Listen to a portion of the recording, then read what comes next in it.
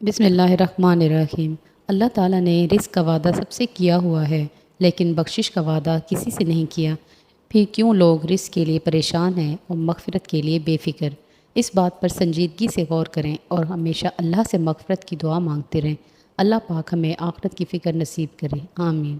یہ قدرت کا قانون ہے کہ جو انسان کسی کو استعمال کر کے اور اسے دھوکہ دے کر اپنی خوشیاں حاصل کرتا ہے، وہ کبھی نہ کبھی خود بھی اس سے زیادہ دوسرے کے ہاتھوں استعمال ہو کر زندگی میں دکھ سہتا ہے۔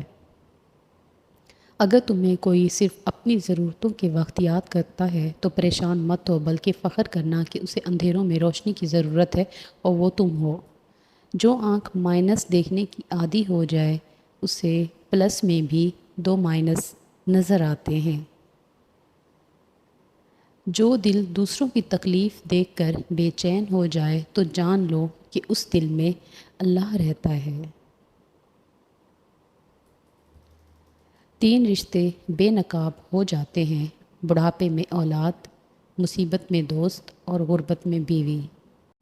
بیٹی کی پسند کو غلط سمجھ کر اس کی شادی کسی اور سے مت کراؤ، کیونکہ اگر آپ نے تربیت اچھی دی ہے تو وہ ضرور ایک اچھے انسان کا انتخاب کرے گی، کیونکہ ایک بیٹی اپنے باپ کی عادات ہی اپنے شوہر میں تلاش کرتی ہے۔ جو لوگ کہتے ہیں نیکی کا زمانہ نہیں رہا، وہ دراصل انسانوں سے نیکی کا صلہ چاہتے ہیں۔ جو اللہ کی رضا کے لیے نیکی کرتے ہیں ان کے لیے ہر زمانہ نیکی کا ہوتا ہے۔ لوگ برا کہتے ہیں، کہنے دو، وہ تم نے نہیں سنا وَتُعِزُّ مَن تَشَاءُ وَتُذِلُّ مَن تَشَاءُ۔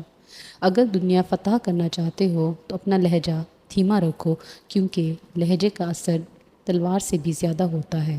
تمہارے والدین تمہیں بچپن میں شہزادوں کی طرح پالتے ہیں، لہٰذا تمہارا فرض بنتا ہے کہ ان کے بڑھاپے میں ان کو بادشاہوں کی طرح رکھو۔